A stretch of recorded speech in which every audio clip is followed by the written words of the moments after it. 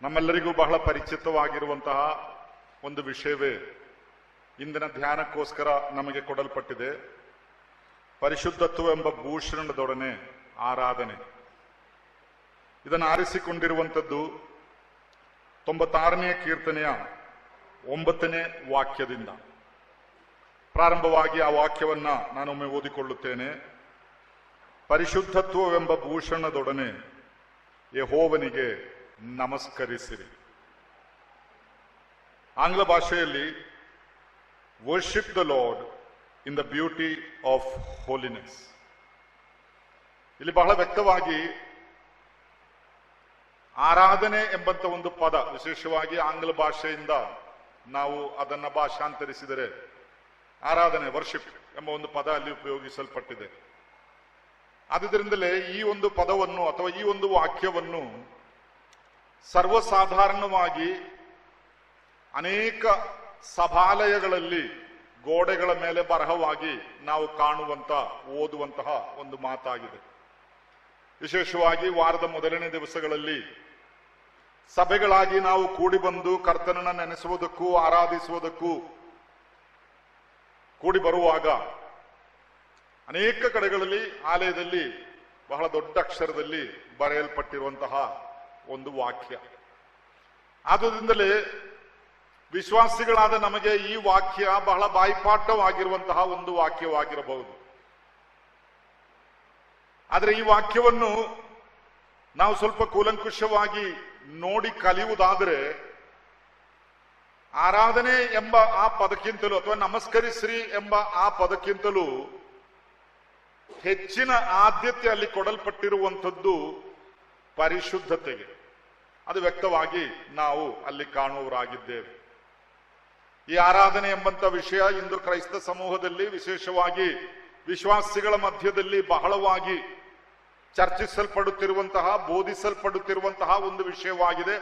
ಅದರಲ್ಲಿ ನಮಗೆ ಯಾವ ಸಂಶಯವೂ ಇಲ್ಲ. ಆರಾಧನೆಯ ಬಗ್ಗೆ ಹೆಚ್ಚಾಗಿ ನಾವು ತಿಳಿದುಕೊಳ್ಳಬೇಕು ಎಂಬ ಹಂಬಲ ಎಲ್ಲರಿಗೂ ಇದೆ. ನಾವು ನೆನೆಸಿದ ಹಾಗೆ ಕಳೆದ ಬಾರಿ ಹೊಸಪೇಟೆಯಲ್ಲಿ ನಡೆದಂತಹ YMF ಕೂಟದಲ್ಲಿಯೂ ಆರಾಧನೆ ಅಲ್ಲಿ ವಿಷಯವಾಗಿತ್ತು. ವಿಶೇಷವಾಗಿ ಈ ಆರಾಧನೆ ವಿಷಯವಾಗಿ ಮಾತನಾಡುವಾಗ ಇತರರು ಮಾಡುವ ಆರಾಧನೆ ತಪ್ಪು, ನಮ್ಮದೇ ಸರಿ ಎಂಬುದಾಗಿ ಸಾಬೀತುಪಡಿಸುವುದಕ್ಕಿರುವ ಪ್ರಯತ್ನವನ್ನೇ ಸಾಧಾರಣವಾಗಿ ನಾವು ಎಲ್ಲಾ ಕಡೆಯಲ್ಲಿಯೂ ಕಾಣುವಂಥದ್ದು. ಆ ಸಭೆಯವರ ಆರಾಧನೆ ಸರಿಯಲ್ಲ, ಈ ಸಭೆಯವರ ಆರಾಧನೆ ಸರಿಯಲ್ಲ, ಅವರ ಆರಾಧನಾ ಕೂಟಗಳಲ್ಲಿರುವಂತಹ ನ್ಯೂನತೆಗಳನ್ನ ಎತ್ತಿ ತೋರಿಸಿ ಆ ಮೂಲಕವಾಗಿ ನಮ್ಮದೇ ಸರಿ ಎಂಬುದಾಗಿ ಸಾಬೀತುಪಡಿಸಲಿಕ್ಕೆ ಒಂದು ಪ್ರಯತ್ನ ನಾವು ಯಾವಾಗಲೂ ಮಾಡುವವರಾಗಿದ್ದೇವೆ. ಆದರೆ ದೇವರ ವಾಕ್ಯಕ್ಕನುಗುಣವಾಗಿ ಆರಾಧನೆ ಎಂಬಂತ ಈ ಪದವನ್ನು ನಾವು ಅರ್ಥ ಮಾಡಿಕೊಳ್ಳುವುದಾದರೆ ಯಾವುದೋ ಒಂದು ನಿರ್ದಿಷ್ಟವಾದ ನಿರ್ವಚನ ಕೊಟ್ಟು ಹೀಗೆ ಆರಾಧಿಸಬೇಕು ಎಂಬುದಾಗಿ ಹೇಳುವುದಕ್ಕೆ ಸಾಧ್ಯವಿಲ್ಲದಂತಹ ಒಂದು ವಿಷಯ. ಆರಾಧನೆ ಅಂದ್ರೆ ಏನು ಎಂಬುದಾಗಿ ಒಂದು ಡೆಫಿನಿಷನ್ ಅಥವಾ ಒಂದು ನಿರ್ವಚನ ಕೊಡಿರಿ ಎಂಬುದಾಗಿ ಯಾರೊಂದಿಗಾದ್ರೂ ಕೇಳಿದರೆ ಒಬ್ಬೊಬ್ಬರು ಒಂದೊಂದು ರೀತಿಯಲ್ಲಿ ಹೇಳ್ತಾರೆ. ಯಾಕಂದ್ರೆ ನಿರ್ದಿಷ್ಟವಾಗಿ ಇದೇ ರೀತಿಯಾಗಿ ಆರಾಧಿಸಬೇಕು ಎಂಬುದಾಗಿ ಬರೆಯಲ್ಪಟ್ಟಿರುವಂತಹ ಕೆಲವು ಮಾತುಗಳ ಆಧಾರದಲ್ಲಿ ಅಲ್ಲ ನಾವು ಆರಾಧನೆ ಮಾಡುವಂಥದ್ದು. ಆರಾಧನೆ ಎಂಬಂಥದ್ದು ಅದನ್ನು ನಾವು ಮಾಡುವ ಒಂದು ಪ್ರಕ್ರಿಯೆ ಅಲ್ಲ, ಆದ್ರೆ ನಾವು ಮಾಡುವ ಯಾವುದೋ ಒಂದು ಪ್ರಕ್ರಿಯೆಯಿಂದ ಸ್ವಾಭಾವಿಕವಾಗಿ ಹೊರಹೊಮ್ಮುವಂತ ಒಂದು ಅಂಶ. ಅದು ವ್ಯಕ್ತವಾಗಿ ದೇವರ ವಾಕ್ಯದಿಂದ ನಾವು ಅರ್ಥ ಮಾಡಿಕೊಳ್ತೇವೆ. ಹೇಗೂ ನನ್ನ ವಾಕ್ಯಕ್ಕೆ ನಾನು ಇಲ್ಲಿ ತಿರುಗಿ ಬರುತ್ತೇನೆ. ಪರಿಶುದ್ಧತ್ವ ಎಂಬ ಭೂಷಣದೊಡನೆ ಯೆಹೋವನಿಗೆ ನಮಸ್ಕರಿಸಿರಿ. ನನ್ನ ವಿಷಯ ಪರಿಶುದ್ಧತ್ವ ಎಂಬ ಭೂಷಣದೊಡನೆ ಆರಾಧನೆ ಎಂಬಂತ ಒಂದು ಪ್ರಸ್ತಾಪ ನಮಗೆ ಕೊಡಲ್ಪಟ್ಟಿದ್ದರು. ಈ ಸಂದೇಶಗಳಿಗೆ ನಾನು ಒಂದು ಶೀರ್ಷಿಕೆಯನ್ನು ಕೊಡುತ್ತೇನೆ, ಪರಿಶುದ್ಧತೆ ಮತ್ತು ಆರಾಧನೆ. ಆ ವಾಕ್ಯದಿಂದಲೇ ಆರಿಸಲ್ಪಟ್ಟಂತಹ ಪದ ಪ್ರಯೋಗಗಳಾಗಿದೆ, ಪರಿಶುದ್ಧತೆ ಮತ್ತು ಆರಾಧನೆ. ಇಲ್ಲಿ ಪರಿಶುದ್ಧತ್ವ ಎಂಬ ಭೂಷಣದೊಡನೆ ಯೆಹೋವನಿಗೆ ನಮಸ್ಕರಿಸಿರಿ ಎಂಬುದಾಗಿ ನಾವು ನೋಡಿದ್ದೇವೆ. ಅಲ್ಲಿ ಮೊಟ್ಟ ಮೊದಲನೇದಾಗಿ ನಾವು ಅರ್ಥ ಮಾಡಿಕೊಳ್ಳಬೇಕಾದದ್ದು ಈ ಭೂಷಣ ಅಂದರೆ ಏನು ಎಂಬುದಾಗಿ. ಬ್ಯೂಟಿ ಎಂಬುದಾಗಿ ಆಂಗ್ಲ ಭಾಷೆಯಲ್ಲಿ ಉಪಯೋಗಿಸಲ್ಪಟ್ಟಿದೆ. ಬ್ಯೂಟಿ ಕನ್ನಡ ಭಾಷಾಂತರದಲ್ಲಿ ಭೂಷಣ ಎಂಬ ಪದ ಉಪಯೋಗಿಸಲ್ಪಟ್ಟಿದೆ. ಈ ಒಂದು ಪದಪ್ರಯೋಗಕ್ಕೆ ಈ ವಾಕ್ಯದಲ್ಲಿರುವ ಸ್ಥಾನ ಯಾವುದು ಎಂಬುದನ್ನ ನಾವು ಮೊಟ್ಟ ಮೊದಲನೇದಾಗಿ ಅರ್ಥ ಮಾಡಿಕೊಂಡರೆ ಮಾತ್ರವೇ ಈ ವಿಷಯವನ್ನು ನಾವು ಆಳವಾಗಿ ಅರ್ಥ ಮಾಡಿಕೊಳ್ಳುವುದಕ್ಕೆ ಸಾಧ್ಯವಾಗುವಂತದ್ದಾಗಿದೆ. ಈ ಬ್ಯೂಟಿ ಎಂಬ ಪದಕ್ಕೆ ಅಂದರೆ 96ನೇ ಕೀರ್ತನೆಯಲ್ಲಿ ನಾವು ಕಾಣುವಂತ ಆ ಬ್ಯೂಟಿ ಎಂಬ ಆ ಪದ ಅಥವಾ ಭೂಷಣ ಎಂಬಂತಹ ಪದ, ಅದರ ಮೂಲ ಭಾಷೆಯಲ್ಲಿ ಅದಕ್ಕೆ ಕೊಡಲ್ಪಟ್ಟಿರುವ ಅರ್ಥ ಡೆಕೋರೇಷನ್ ಆರ್ ಆನರ್, ಅಲಂಕಾರ ಅಥವಾ ಗೌರವ. ಇದೆ ಮೂಲ ಭಾಷೆಯಲ್ಲಿ. ಅಂದ್ರೆ ಇಬ್ರಿಯ ಭಾಷೆಯಲ್ಲಿ ನಾವು ಅದರ ಕಂಕಾರ್ಡೆನ್ಸ್ ಅನ್ನು ಚೆಕ್ ಮಾಡುವುದಾದ್ರೆ ಆ ಬ್ಯೂಟಿ ಎಂಬ ಪದಕ್ಕೆ ಕೊಡಲ್ಪಟ್ಟಿರುವ ಅರ್ಥ ಡೆಕೋರೇಷನ್ ಅಥವಾ ಆನರ್. ಡೆಕೋರೇಷನ್ ಅಂದ್ರೆ ಅಲಂಕಾರ, ಆನರ್ ಅಂದ್ರೆ ಗೌರವ. ಹಾಗಾದ್ರೆ worship in the beauty of holiness ಎಂಬುದಾಗಿ ಹೇಳಿದರೆ ಈ ಆರಾಧನೆಯು ಪರಿಶುದ್ಧತೆಯಿಂದ ಅಲಂಕರಿಸಲ್ಪಟ್ಟು ಗೌರವದೊಡನೆ ಮಾಡಬೇಕಾದ ಒಂದು ವಿಷಯ ಎಂಬಂಥದ್ದೇ ಅದರ ಅರ್ಥ ಎಂಬುದಾಗಿ ನಾವು ನೋಡುವರಾಗಿದ್ದೇವೆ. ಈ ಡೆಕೋರೇಷನ್ ಎಂಬ ಪದವನ್ನು ಅಥವಾ ಅಲಂಕಾರ ಎಂಬ ಈ ಪದವನ್ನು ನಾವು ಸ್ವಲ್ಪ ಆಳವಾಗಿ ಚಿಂತಿಸುವುದಾದರೆ, ನಾವು ಸಾಧಾರಣವಾಗಿ ಯಾವುದಾದ್ರೊಂದು ಕೂಟ ನಡೆದರೆ ಆ ಹಾಲ್ ಅನ್ನು ನಾವು ಅಲಂಕರಿಸುತ್ತೇವೆ, ಮದುವೆ ಇದ್ದರೆ ವೇದಿಯನ್ನು ನಾವು ಅಲಂಕರಿಸುತ್ತೇವೆ, ಮದುವೆಗೋಸ್ಕರ ಸಿದ್ಧವಾಗಿರುವ ಆ ಮದುಮಗಳನ್ನು ವಧುವನ್ನು ಅಲಂಕರಿಸುತ್ತೇವೆ. ಇದೆಲ್ಲ ನಮ್ಮ ಮಧ್ಯದಲ್ಲಿರುವಂತಹ ಅಲಂಕಾರ ಎಂಬ ಈ ಪದದ ಅರ್ಥ. ನಾವು ಅರ್ಥ ಮಾಡಿಕೊಂಡಿರುವುದು ಹಾಗೆ. ಆದ್ರೆ ಈ ಭಾಗದಲ್ಲಿ ಅಲಂಕಾರ ಅಥವಾ ಡೆಕೋರೇಷನ್ ಎಂಬುದಾಗಿ ಹೇಳಲ್ಪಟ್ಟಂತಹ ಒಂದು ಪದ ಇನ್ನೂ ಸ್ವಲ್ಪ ಆಳವಾಗಿ ನಾವು ಚಿಂತಿಸಬೇಕು. ನಿಮ್ಮಲ್ಲಿ ಸೈನ್ಯದಲ್ಲಿದ್ದವರು ಕೆಲವರಾದರೂ ಇರಬಹುದು. ನಾನು ಸ್ವಲ್ಪ ವರ್ಷಗಳು ಸೈನ್ಯದಲ್ಲಿದ್ದಂತಹ ವ್ಯಕ್ತಿ, ಮಿಲಿಟರಿಯಲ್ಲಿ. ಈ ಮಿಲಿಟರಿಯಲ್ಲಿ ಇರುವಂತಹ ಒಬ್ಬ ಅಧಿಕಾರಿ ಆಗಲಿ ಸಿಪಾಯಿ ಆಗಲಿ, ಅವರ ಔದ್ಯೋಗಿಕವಾದಂತಹ ಸಮವಸ್ತ್ರವನ್ನು ನಾವು ನೋಡುವುದಾದರೆ ಆ ವಸ್ತ್ರದಲ್ಲಿ ಅವರು ಯಾವ ಒಂದು ಸ್ಥಾನದಲ್ಲಿದ್ದಾರೆ, ಅವರ ರ್ಯಾಂಕ್ ಯಾವುದು ಎಂಬುದಾಗಿ ನಮಗೆ ಗೊತ್ತಾಗುತ್ತದೆ. ಅವರು ಲೆಫ್ಟಿನೆಂಟ್ ಆಗಿದ್ದಾರೋ, ಕ್ಯಾಪ್ಟನ್ ಆಗಿದ್ದಾರೋ, ಬ್ರಿಗೇಡಿಯರ್ ಆಗಿದ್ದಾರೋ, ಅದು ಅವರ ವಸ್ತ್ರವನ್ನು ನೋಡಿದರೆ ಗೊತ್ತಾಗುತ್ತದೆ. ಅದು ಅವರ ಸ್ಥಾನ.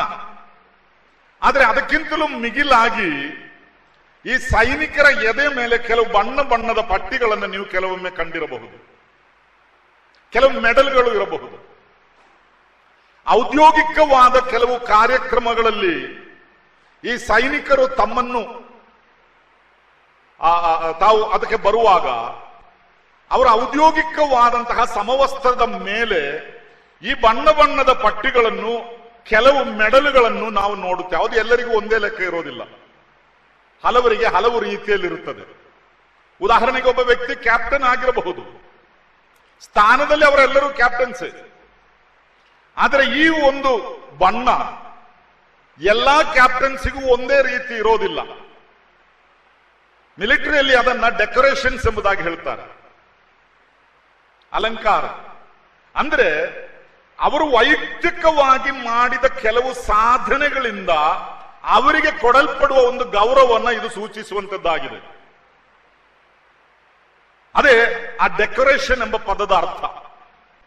ಹಾಗಾದ್ರೆ ಒಬ್ಬ ಸೈನಿಕನು, ಒಬ್ಬ ಸಿಪಾಯಿಯು ಔದ್ಯೋಗಿಕವಾಗಿ ಯಾವುದಾದ್ರೂ ಒಂದು ಸಮಾರಂಭದಲ್ಲಿ ಕಾಣಿಸಿಕೊಳ್ಳಬೇಕಾದರೆ ಅಥವಾ ತನ್ನ ಮೇಲಧಿಕಾರಿಯ ಮುಂದೆ ಅವನು ಬರಬೇಕಾದರೆ ಅವನು ತನಗೆ ದೊರಕಿರುವಂತಹ ಈ ಅಲಂಕಾರಗಳನ್ನು, ಅಂದರೆ ಈ ಡೆಕೋರೇಷನ್ಸ್ ಅನ್ನು ಧರಿಸಿಕೊಂಡು ಬರುತ್ತಾನೆ.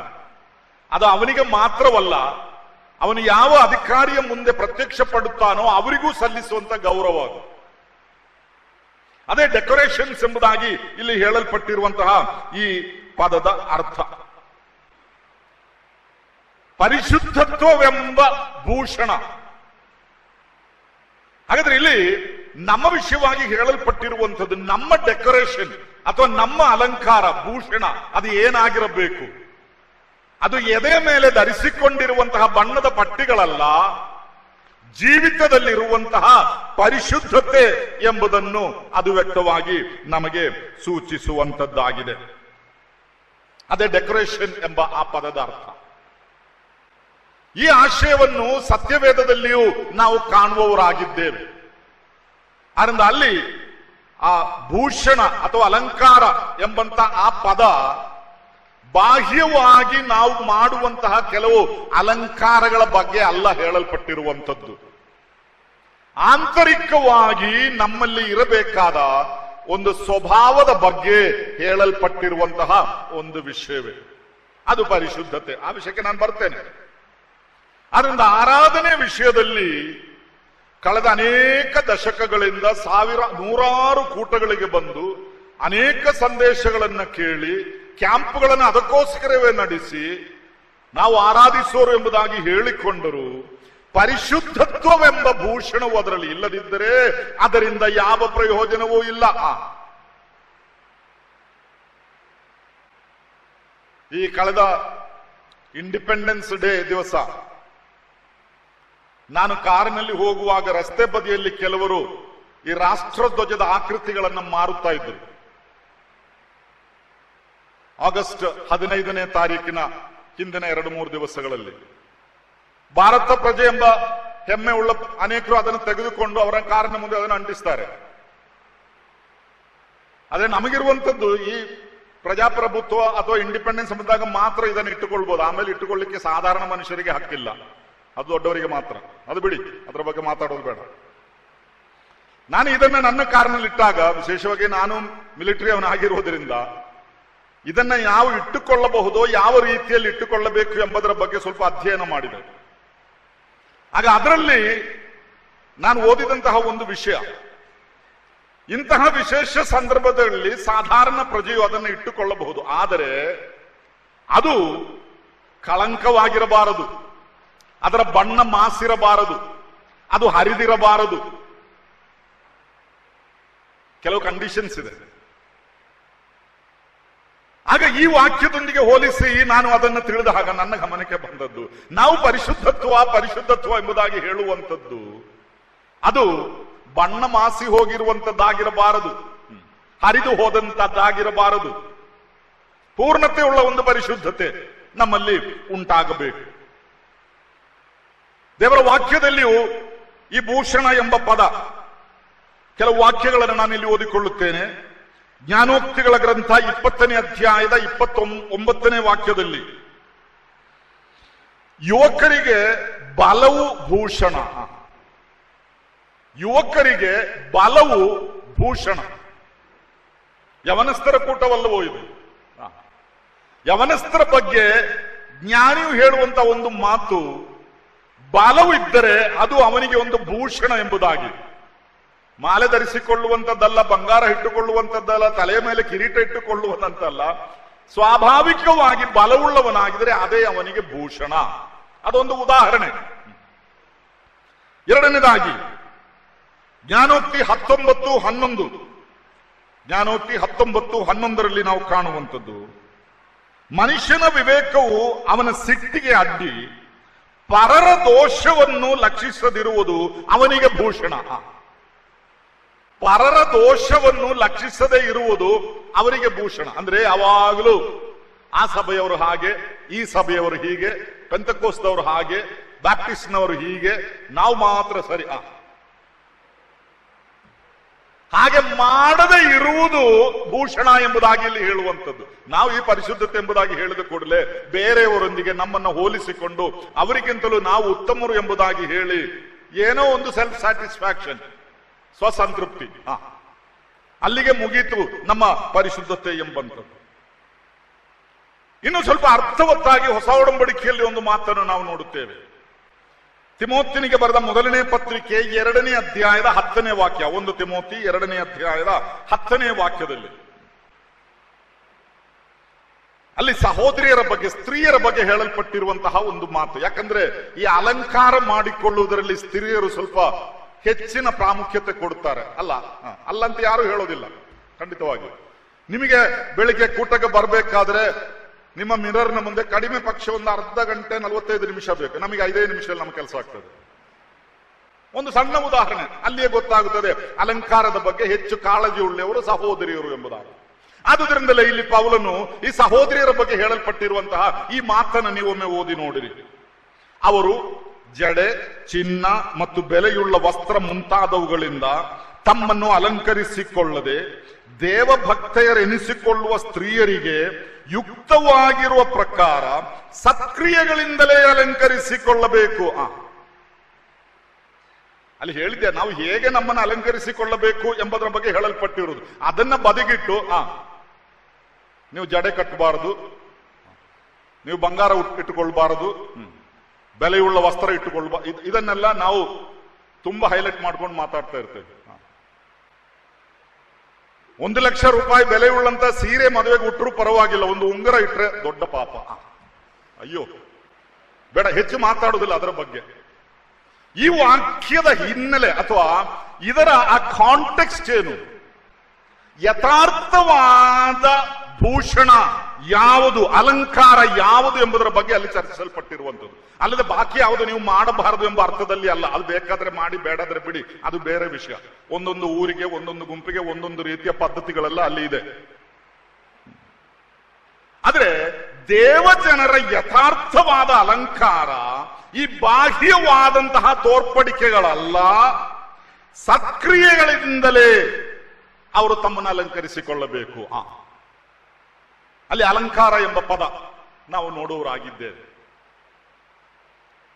ಇನ್ನು ಹಳೆ ಒಡಂಬಡಿಕೆಯಲ್ಲಿ 2 ಪೂರ್ವಕಾಲ ವೃತ್ತಾಂತ 20ನೇ ಅಧ್ಯಾಯದ 21ನೇ ವಾಕ್ಯಕ್ಕೆ ನಾವು ಬರುವುದಾದರೆ, 2 ಪೂರ್ವಕಾಲ ವೃತ್ತಾಂತ 20ನೇ ಅಧ್ಯಾಯದ 21ನೇ ವಾಕ್ಯ. ಆಮೇಲೆ ಅವರು ಜನರ ಸಮ್ಮತಿಯಿಂದ ಯೆಹೋವನಿಗೋಸ್ಕರ ಗಾಯನ ಮಾಡುವುದಕ್ಕಾಗಿ ಕೆಲವರನ್ನು ಆರಿಸಿಕೊಂಡು ಅವರಿಗೆ ಪರಿಶುದ್ಧತ್ವವೆಂಬ ಭೂಷಣದೊಡನೆ ಭಟರ ಮುಂದೆ ಹೋಗುತ್ತಾ ಯೆಹೋವನಿಗೆ ಕೃತಜ್ಞತಾ ಸ್ತುತಿ ಮಾಡಿರಿ. ಇಲ್ಲಿ ಇಸ್ರಾಯೇಲರ ಬಗ್ಗೆ ಅದರ ಹಿನ್ನೆಲೆ ನಾನು ಸಂಕ್ಷಿಪ್ತವಾಗಿ ಹೇಳುತ್ತೇನೆ. ಇವರು ಯುದ್ಧಕ್ಕೋಸ್ಕರ ಹೋಗುತ್ತಾ ಇದ್ದಾರೆ. ಒಂದು ಸೈನ್ಯ ಯುದ್ಧಕ್ಕೋಸ್ಕರ ಹೋಗುತ್ತಾ ಇದೆ. ಆದರೆ ಯುದ್ಧಕ್ಕೋಸ್ಕರ ಹೋಗುವಾಗಲೂ ಯೆಹೋವನಿಗೆ ಗಾಯನ ಮಾಡಿ ಆರಾಧನೆ ಸಲ್ಲಿಸುತ್ತಾ ಹೋಗುತ್ತಿರುವಂಥದ್ದು ಈ ದೇವಜನರ ವಾಡಿಕೆ.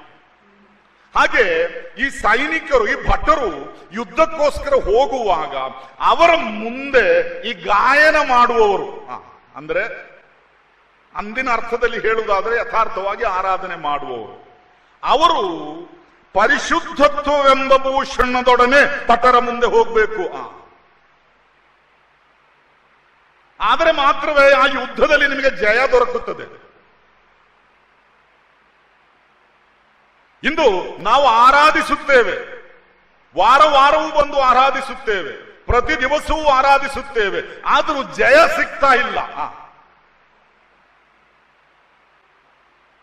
ಅದಕ್ಕಿರುವ ಕಾರಣ ಈ ಪರಿಶುದ್ಧತ್ವವೆಂಬ ಭೂಷಣ ನಮ್ಮಿಂದ ಮಾಯವಾಗಿದೆ.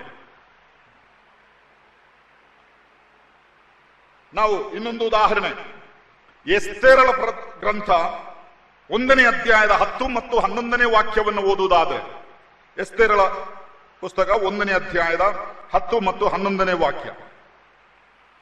7ನೆಯ ದಿನದಲ್ಲಿ ಅರಸನಾದ ಅಹಷ್ವೇರೋಷನು ದ್ರಾಕ್ಷಾರಸ ಪಾನ ಮಾಡಿ ಆನಂದ ಲಹರಿಯಲ್ಲಿದ್ದಾಗ ಬಹು ಸುಂದರಿಯಾದ ರಾಣಿಯ ಸೌಂದರ್ಯವನ್ನು ಜನರಿಗೂ ಸರದಾರರಿಗೂ ತೋರಿಸಬೇಕೆಂದು ತನ್ನ ಸಾನ್ನಿಧ್ಯ ಸೇವಕರಾದ ಮೆಹಮಾನ್, ಬಿಜಿತಾ, ಹರ್ಬೋನಾ, ಬಿಗೇತಾ, ಅಬಿಗೇತಾ ಅವರ ಹೆಸರುಗಳನ್ನು ಹೇಳಿದ ಮೇಲೆ ಈ 7 ಮಂದಿಗಳಿಗೆ ಹೇಳಿದ್ದು, ವಷ್ಟಿ ರಾಣಿಯು ರಾಜಮುಕುಟವನ್ನ ಧರಿಸಿಕೊಂಡು ರಾಜ ಸನ್ನಿಧಿಗೆ ಬರಬೇಕೆಂಬುದಾಗಿ ಹೇಳಿರಿ. ಅದು ವಿಷಯ ಅಲ್ಲ. ಅತಿ ಸೌಂದರ್ಯವುಳ್ಳಂತಹ ವಷ್ಟಿ ರಾಣಿ ರಾಜನ ಮುಂದೆ ಬರುವಾಗ ರಾಜಮುಕುಟವನ್ನ ಧರಿಸಿಕೊಂಡು ಬರಬೇಕು. ಅದು ಅಲ್ಲಿ ಅಪ್ಪಣೆ. ಅವಳ ಅಲಂಕಾರ ಅದೇ, ಅದು ಅಕ್ಷರಿಕವಾಗಿ ನಾವು ನೋಡುವಂಥದ್ದು. ಹೀಗೆ ನಾವು ದೇವರ ವಾಕ್ಯದಲ್ಲಿ ನೋಡುವಾಗ ಬಹಳ ವ್ಯಕ್ತವಾಗಿ ಈ ಭೂಷಣ, ಅಲಂಕಾರ ಅಂದ್ರೆ ಏನು ಎಂಬುದಾಗಿ ನೋಡುತ್ತೇವೆ. ಅದರಿಂದ ರಾಜನ ಸನ್ನಿಧಿಗೆ ಯಾರು ಬಂದರೂ ಅವರು ಈ ಅಲಂಕಾರದೊಡನೆ ರಾಜನಿಗೆ ಗೌರವ ಸಲ್ಲಿಸುವರಾಗಿರಬೇಕು. ಈಗ ನಮ್ಮ ಆರಾಧನೆ ವಿಷಯಕ್ಕೆ ನಾನು ಬರುತ್ತೇನೆ. ಅಲ್ಲಿ ನಮಸ್ಕರಿಸ್ರಿ ಎಂಬುದಾಗಿ 96ನೇ ಕೀರ್ತನೆ 9ನೇ ವಾಕ್ಯದಲ್ಲಿ ಹೇಳಲ್ಪಟ್ಟಿರುವಂಥದ್ದು ವರ್ಷಿಪ್ ಎಂಬ ಪದದ ಭಾಷಾಂತರ. ನಾವು ಯಾರ ಮುಂದೆ ಆರಾಧನೆಗೋಸ್ಕರ ಬರುತ್ತೇವೆ? ಆಶ್ವರೇಷನ ಮುಂದೆ ಅಲ್ಲ, ಆತನ ಅರಸನು, ರಾಜಾದಿರಾಜನು, ಎಲ್ಲ ಅರಸರ ಅರಸನೂ ಆಗಿರುವ ಅತಿ ಪರಿಶುದ್ಧನಾದ ಸರ್ವಶಕ್ತನಾದ ಸೃಷ್ಟಿಕರ್ತನಾದ ಆತನ ಬಗ್ಗೆ ಹೇಳುತ್ತಾ ಹೋದರೆ ಯಾವ ಕೊನೆಯೂ ಇಲ್ಲದ ಆತನ ಬಗ್ಗೆ ಹೊಸ ಒಡಂಬಡಿಕೆಯಲ್ಲಿ ನೋಡುವಂಥದ್ದು ಅಗಮ್ಯವಾದ ಬೆಳಕು, ಅನ್ಅಪ್ರೋಚಬಲ್ ಲೈಟ್. ಅಂದ್ರೆ ಬರ್ಲಿಕ್ಕೆ ಆಗೋದಿಲ್ಲ. ಅಂತಹ ದೇವರ ಸನ್ನಿಧಾನಕ್ಕೆ ಬರುವಾಗ ನಾವು ನಮ್ಮ ಅಲಂಕಾರ ಯಾವುದಾಗಿರಬೇಕು? ಪರಿಶುದ್ಧತ್ವ. ಅದು ಇಲ್ಲದೆ ಬಂದರೆ ಅದರ ಪರಿಣಾಮಗಳು ಬೇರೆ ಇದೆ. ಮಾತ್ರವಲ್ಲ, ಆ ಆರಾಧನೆ ಖಂಡಿತವಾಗಿಯೂ ದೇವರು ಸ್ವೀಕರಿಸುವಂತವನಲ್ಲ. ಆದ್ರಿಂದ ಯೆಹೋವನ ನಾಮಕ್ಕೆ ಯೋಗ್ಯವಾದ ಘನವನ್ನು ನಾವು ಸಲ್ಲಿಸುವರಾಗಿರಬೇಕು. 16ನೇ ಕೀರ್ತನೆಯ 1 ಪೂರ್ವಕಾಲ ವೃತ್ತಾಂತ 16:29 ನಾವು ನೋಡುತ್ತೇವೆ, ಪರಿಶುದ್ಧತ್ವವೆಂಬ ಭೂಷಣದೊಡನೆ ಯೆಹೋವನಿಗೆ ನಮಸ್ಕರಿಸಿರಿ. ಅದು ಭೂಷಣದ ಬಗ್ಗೆ. ಹಾಗಾದ್ರೆ ಅಲ್ಲಿ ಹೇಳಲ್ಪಟ್ಟಿರುವಂಥದ್ದು ಬಾಹ್ಯವಾಗಿ ಭಾನುವಾರ ಬೆಳಿಗ್ಗೆ ಎದ್ದು ಡ್ರೈ ವಾಶ್ ಮಾಡಿದ, ಇಸ್ತ್ರಿ ಹಾಕಿದ, ಹೊಸ ಬಿಳಿ ಬಟ್ಟೆ ಹಾಕೊಂಡು ನನ್ನಷ್ಟು ಒಳ್ಳೆಯವರು ಯಾರೂ ಇಲ್ಲ ಎಂಬುದಾಗಿ ತೋರಿಸಿಕೊಂಡು ಬರುವಂತದ್ದಲ್ಲ. ಯಥಾರ್ಥವಾಗಿ ವೈಯಕ್ತಿಕವಾಗಿ ಒಬ್ಬ ವ್ಯಕ್ತಿಯ ಜೀವಿತದಲ್ಲಿ ಉಂಟಾಗಬೇಕಾದ ಪರಿಶುದ್ಧತೆ. ಆದ್ದರಿಂದ ಆರಾಧನೆಗೋಸ್ಕರ ನಿಮ್ಮಲ್ಲಿ ಯಾರಾದರೂ ಯಾವುದಾದರೂ ಸಮಯದಲ್ಲಿ ಎಲ್ಲಿಯಾದರೂ ಹೋಗುವುದಾದರೆ ಮೊದಲು ಬಟ್ಟೆಯ ಮೇಲೆ ಕೊಳಕಿದೆಯೋ ಎಂಬುದಲ್ಲ ನೋಡಿಕೊಳ್ಳಬೇಕಾದದ್ದು, ಆಂತರ್ಯವಾಗಿ ಪರಿಶುದ್ಧತೆ ಇದೆಯೋ, ಅದಕ್ಕೆ ಧಕ್ಕೆ ತರುವಂಥದ್ದು ಏನಾದರೂ ನನ್ನ ಜೀವಿತದಲ್ಲಿ ಇದೆಯೋ ಎಂಬುದನ್ನ ಪರೀಕ್ಷಿಸಿ ಅದನ್ನ ತೊಳೆದು ಶುದ್ಧೀಕರಿಸಿಕೊಂಡು ಆತನ ಬಳಿಗೆ ಬರಬೇಕು. ಆದರೆ ಮಾತ್ರವೇ ಆ ಆರಾಧನೆಗೆ ಒಂದು ಬೆಲೆ ದಕ್ಕುವಂಥದ್ದಾಗಿದೆ. ಅದು ವ್ಯಕ್ತವಾಗಿ ನಾವು ನೋಡುತ್ತೇವೆ. ಇನ್ನು 96ನೇ ಕೀರ್ತನೆ 9ನೇ ವಾಕ್ಯ ಹಳೆ ಒಡಂಬಡಿಕೆಯ ಭಾಗದಿಂದ ಆರಿಸಲ್ಪಟ್ಟಂತಹ ಒಂದು ವಾಕ್ಯ.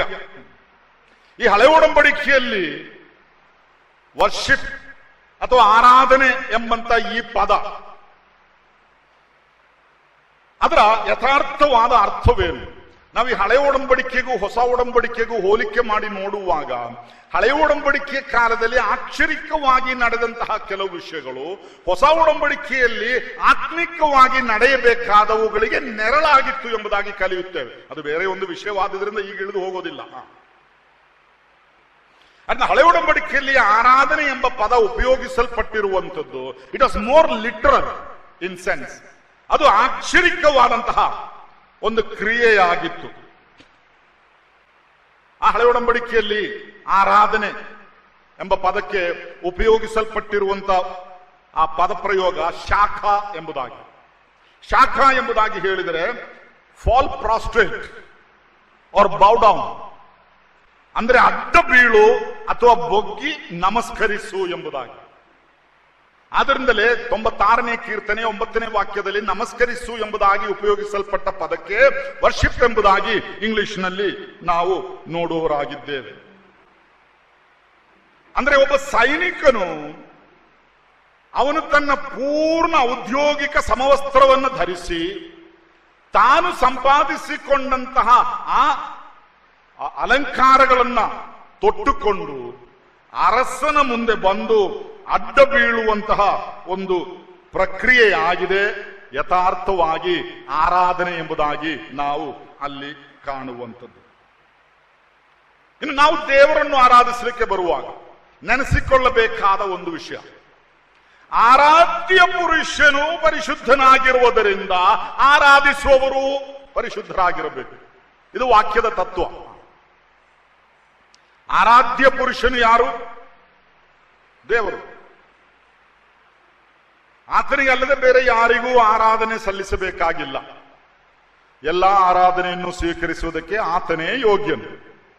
ಆತನು ಪರಿಶುದ್ಧನಾಗಿರುವುದರಿಂದ ನಾವು ಪರಿಶುದ್ಧರಾಗಿರಬೇಕು. ಅದನ್ನು ನಾವು ಪೇತ್ರನು ಬರೆದ ಮೊದಲನೇ ಪತ್ರಿಕೆ 1ನೇ ಅಧ್ಯಾಯದ 16ನೇ ವಾಕ್ಯದಲ್ಲಿ ಓದುತ್ತೇವೆ.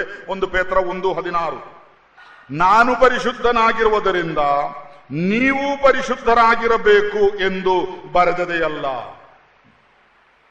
ನೀವು ಯಾಕೆ ಪರಿಶುದ್ಧರಾಗಿರಬೇಕು? ನಾನು ಪರಿಶುದ್ಧನಾಗಿರೋದ್ರಿಂದ. ನಾನು ಪರಿಶುದ್ಧನಲ್ಲದಿದ್ದರೆ ನೀವು ಪರಿಶುದ್ಧರಾಗಬೇಕಾಗಿರಲಿಲ್ಲ. ಆದ್ರೆ ನಾನು ಪರಿಶುದ್ಧನಾದರೆ ನನ್ನನ್ನು ಆರಾಧಿಸುವವರು ಪರಿಶುದ್ಧರಾಗಿರಬೇಕು. ಹಾಗಾದ್ರೆ ನಾವು ಯಾಕೆ ಪರಿಶುದ್ಧರಾಗಿರಬೇಕು? ಅದಕ್ಕಿರುವ ಕಾರಣ ನಮ್ಮನ್ನು ಕರೆದಾತನು, ನಮ್ಮ ದೇವರು, ನಮ್ಮ ಆರಾಧ್ಯ ಪುರುಷನು, ಆತನು ಸ್ವಯಂ ಪರಿಶುದ್ಧನಾಗಿರುವುದರಿಂದ ನಾವು ಪರಿಶುದ್ಧರಾಗಿರಬೇಕು. ನಾವು ಎಷ್ಟು ಪರಿಶುದ್ಧರಾಗಿರಬೇಕು? ಆತನು ಎಷ್ಟು ಪರಿಶುದ್ಧನಾಗಿದ್ದಾನೋ ಅಷ್ಟು ಪರಿಶುದ್ಧರು ನಾವು ಆಗಿರಬೇಕು. ಆದ್ರೆ ನಾವು ಯಾರು ಈವರೆಗೆ ಆ ಒಂದು ಲಕ್ಷ್ಯ ಸ್ಥಾನವನ್ನು ತಲುಪಲಿಲ್ಲ. ಇದು ಮಾನಸಿಕವಾಗಿ ಅಸಾಧ್ಯವಾದ ಒಂದು ವಿಷಯವೇ. ಅದರ ಅರ್ಥ ಅಲ್ಲಿಗೆ ನಿಲ್ಲಿಸಿಬಿಡ್ರಿ ಎಂಬುದಾಗಿ ಅಲ್ಲ. ದಿನಂಪ್ರತಿ ನಾವು ಆ ಪರಿಶುದ್ಧತೆಯ ಕಡೆಗೆ ಬೆಳೆಯುತ್ತಾ ಇರಬೇಕು, ನಡೀತಾ ಇರಬೇಕು, ಮುಂದುವರಿಯುತ್ತಾ ಇರಬೇಕು. ಇದು ವ್ಯಕ್ತವಾಗಿ ವಾಕ್ಯದಲ್ಲಿ ನಾವು ಕಾಣುವಂತ ಒಂದು ವಿಷಯವಾಗಿದೆ. ಇನ್ನು ಹೊಸ ಒಡಂಬಡಿಕೆಯಲ್ಲಿ ಈ ಆರಾಧನೆ ಬಗ್ಗೆ ಹೇಳುವಂತ ವಿಷಯಗಳ ಅರ್ಥವೇನು? ಇದನ್ನು ನಾವು ಅರ್ಥ ಮಾಡಿಕೊಳ್ಳಬೇಕು. ಒಂದು ವಾಕ್ಯ ಓದಿಕೊಳ್ಳುತ್ತೇನೆ. ಇಬ್ರಿಯರಿಗೆ ಬರೆದ ಪತ್ರಿಕೆ 12ನೇ ಅಧ್ಯಾಯದ 14 ಮತ್ತು 15ನೇ ವಾಕ್ಯ. ಇಬ್ರಿಯ 12, 14 ಮತ್ತು 15ನೇ ವಾಕ್ಯ. ಎಲ್ಲರ ಸಂಗಡ ಸಮಾಧಾನದಿಂದಿರುವುದಕ್ಕೂ ಪರಿಶುದ್ಧತೆಯನ್ನು ಹೊಂದುವುದಕ್ಕೂ ಪ್ರಯತ್ನ ಮಾಡಿರಿ. ಪರಿಶುದ್ಧತೆ ಇಲ್ಲದೆ ಯಾವನೂ ಕರ್ತನನ್ನು ಕಾಣುವುದಿಲ್ಲ. ಯಾವನೂ ಕರ್ತನನ್ನು ಕಾಣುವುದಿಲ್ಲ. ನಾವು ಆರಾಧನೆಗೆ ಬರುತ್ತೇವೆ, ಆರಾಧಿಸಿದ್ದೇವೆ ಎಂಬುದಾಗಿ ಹೇಳುತ್ತೇವೆ, ಆದರೆ ಕರ್ತನನ್ನು ಮಾತ್ರ ನಾವು ಕಾಣ್ತಾ ಇಲ್ಲ. ಆತನ ಪ್ರಸನ್ನತೆ ಎಲ್ಲಿಯೂ ಗೋಚರವಾಗುತ್ತಾ ಇಲ್ಲ. ಅದಕ್ಕಿರುವ ಕಾರಣವೇನು? ಪರಿಶುದ್ಧತೆ ಇಲ್ಲ ಎಂಬುದೊಂದೇ. ಪರಿಶುದ್ಧತೆ ಇಲ್ಲದೆ ಯಾರೂ ಕರ್ತನನ್ನ ಕಾಣುವುದಿಲ್ಲ. ಇದು ಹೊಸ ಒಡಂಬಡಿಕೆಯ ತತ್ವ. ಹಾಗಾದ್ರೆ ದೇವರ ಬಳಿಗೆ ಬರಬೇಕು, ದೇವರನ್ನ ಆರಾಧಿಸಬೇಕು, ಪರಿಶುದ್ಧತೆ ಇರಬೇಕು. ಅದು ಇಲ್ಲದಿದ್ದರೆ ಯಾವ ಕಾರಣದಿಂದಲೂ ಆತನನ್ನು ಕಾಣುವುದಕ್ಕೆ ನಮಗೆ ಸಾಧ್ಯತೆ ಇಲ್ಲ. ಹಾಗಾದ್ರೆ ಹೊಸ ಒಡಂಬಡಿಕೆಯಲ್ಲಿ ಹೇಳಲ್ಪಟ್ಟಿರುವಂತಹ ಈ ಪರಿಶುದ್ಧತೆಯ ಅರ್ಥವೇನು? ಹಾಗಾದ್ರೆ ನಾವು ಮನುಷ್ಯರು, ನಾವು ಯಾರು ಪರಿಶುದ್ಧರಲ್ಲ, ನಮಗೂ ಹೊರಗಿನವರಿಗೂ ಏನು ವ್ಯತ್ಯಾಸ? ಇದೆಲ್ಲ ಸ್ವಾಭಾವಿಕವಾಗಿ ನಮ್ಮಲ್ಲಿ ಬರಬಹುದಾದಂತಹ ಪ್ರಶ್ನೆಗಳು. ಅದರಿಂದ ಹೊಸ ಒಡಂಬಡಿಕೆಯಲ್ಲಿ ಒಬ್ಬ ವಿಶ್ವಾಸಿಯ ಪರಿಶುದ್ಧತೆಯ ಕುರಿತಾಗಿ ಏನು ಹೇಳುತ್ತದೆ ಎಂಬುದನ್ನು ನಾವು ಅರ್ಥ ಮಾಡಿಕೊಳ್ಳಬೇಕು. ಹೊಸ ಒಡಂಬಡಿಕೆಯಲ್ಲಿ 2 ನೆಲೆಗಳಲ್ಲಿ ಒಬ್ಬ ವ್ಯಕ್ತಿಯ ಪರಿಶುದ್ಧತೆಯನ್ನು ನಾವು ನೋಡುತ್ತೇವೆ. ಒಂದು, ದೇವರು ನಮಗೆ ಸ್ಥಾನಿಕವಾಗಿ ಕೊಟ್ಟಿರುವ ಪರಿಶುದ್ಧತೆ. ಅದನ್ನ ಸ್ಥಾನಿಕ ಪರಿಶುದ್ಧತೆ ಅಥವಾ ಪೊಸಿಷನಲ್ ಹೋಲಿನೆಸ್ ಎಂಬುದಾಗಿ ನಾವು ಹೇಳುತ್ತೇವೆ. ನಾನು ಒಂದು ವಾಕ್ಯ ಓದಿಕೊಳ್ಳುತ್ತೇನೆ. ಕೊರಿಂಥದವರಿಗೆ ಬರೆದ ಮೊದಲನೆಯ ಪತ್ರಿಕೆ 6ನೇ ಅಧ್ಯಾಯದ 11ನೇ ವಾಕ್ಯ. ನಿಮ್ಮಲ್ಲಿ ಕೆಲವರು ಅಂಥವರಾಗಿದ್ದೀರಿ, ಆದರೂ ಕರ್ತನಾದ ಯೇಸು ಕ್ರಿಸ್ತನ ಹೆಸರಿನಲ್ಲಿಯೂ ನಮ್ಮ ದೇವರ ಆತ್ಮದಲ್ಲಿಯೂ ತೊಳೆದುಕೊಂಡಿರಿ, ದೇವ ಜನರಾದಿರಿ, ನೀತಿವಂತರೆಂಬ ನಿರ್ಣಯವನ್ನು ಹೊಂದಿದ್ದೀರಿ. ಇದು ನಾವು ರಕ್ಷಿಸಲ್ಪಟ್ಟಾಗ ನಡೆಯುವಂತ ವಿಷಯ. ನಾವು ರಕ್ಷಿಸಲ್ಪಟ್ಟಾಗಲೇ ನಮ್ಮನ್ನು ಸೇಂಟ್ಸ್ ಅಥವಾ ಪರಿಶುದ್ಧರು ಎಂಬುದಾಗಿ ದೇವರ ವಾಕ್ಯ ಹೇಳುತ್ತದೆ. ವಿಶ್ವಾಸಿಗಳಿಗೆ ಕೊಡಲ್ಪಟ್ಟಿರೋ ಒಂದು ಹೆಸರು ಸೇಂಟ್ಸ್. ಅಲ್ಲದೆ ಯಾರೋ ಒಬ್ಬರು ತುಂಬಾ ಸೇವೆ ಮಾಡಿ ಸತ್ತ ಮೇಲೆ ಒಂದು 15 ವರ್ಷ ಆದ ಮೇಲೆ ಅವರಿಗೆ ಕೊಡುವ ಒಂದು ಪದವಿ ಅಲ್ಲ. ಅದು ವಾಕ್ಯಕ್ಕನುಗುಣವಾದದ್ದಲ್ಲ. ಕೊರಿಂಥದವರ ಚರಿತ್ರೆಯನ್ನು ಕಲಿಯುವುದಾದ್ರೆ ಈ ಕೊರಿಂಥ ಸಭೆಯಲ್ಲಿದ್ದಂತಹ ದುರ್ನಡತೆಗಳು ನೋಡ್ತಾ ಹೋದ್ರೆ ಗೊತ್ತಾಗ್ತದೆ. ನಮಗೆ ಊಹಿಸಲಿಕ್ಕೂ ಆಗದಂತಹ ದುರ್ನಡತೆಗಳು ಆ ಸಭೆಯಲ್ಲಿತ್ತು. ಅವರನ್ನು ಸೈನ್ಸ್, ಭಕ್ತರು, ಯಥಾರ್ಥ ಅರ್ಥ ಪರಿಶುದ್ಧರು ಎಂಬುದಾಗಿ ದೇವರ ವಾಕ್ಯ ಹೇಳುವಂಥದ್ದು. ಹಾಗಾದ್ರೆ ಆ ಪರಿಶುದ್ಧತೆ ಯಾವುದು? ಆ ಪರಿಶುದ್ಧತೆ ನಾವು ರಕ್ಷಿಸಲ್ಪಟ್ಟಾಗಲೇ ದೇವರು ನಮಗೆ ಕೊಟ್ಟಿರುವಂತಹ ಒಂದು ಸ್ಥಾನವಾಗಿದೆ. ಅದು ಎಲ್ಲ ವಿಶ್ವಾಸಿಗಳಿಗೂ ಅನ್ವಯವಾಗುವಂಥದ್ದು. ಇದು ನಮ್ಮ ಸ್ಥಾನಿಕವಾದಂತಹ ಪರಿಶುದ್ಧತೆ. ಅದರಲ್ಲಿ ಯಾವ ವ್ಯತ್ಯಾಸವೂ ಇಲ್ಲ, ಎಲ್ಲ ವಿಶ್ವಾಸಿಗಳಿಗೂ ಸಮಾನವಾಗಿ. ಹಾಗಾದ್ರೆ ಈ ಪೊಸಿಷನಲ್ ಹೋಲಿನೆಸ್ ಅಥವಾ ಸ್ಥಾನಿಕವಾದ ಪರಿಶುದ್ಧತೆ ಆ ಜೋಸ್ ಮ್ಯಾಥ್ಯೂಸ್ಗೆ ಸ್ವಲ್ಪ ಜಾಸ್ತಿ ಇದೆ, ಸ್ಯಾಮ್ಯುಯಲ್ ಅವರಿಗೆ ಸ್ವಲ್ಪ ಕಮ್ಮಿ ಇದೆ, ಬೇರೊಬ್ಬರಿಗೆ ಸ್ವಲ್ಪ ಮೀಡಿಯಂ, ಅಂತ ವ್ಯತ್ಯಾಸವೇನೂ ಇಲ್ಲ.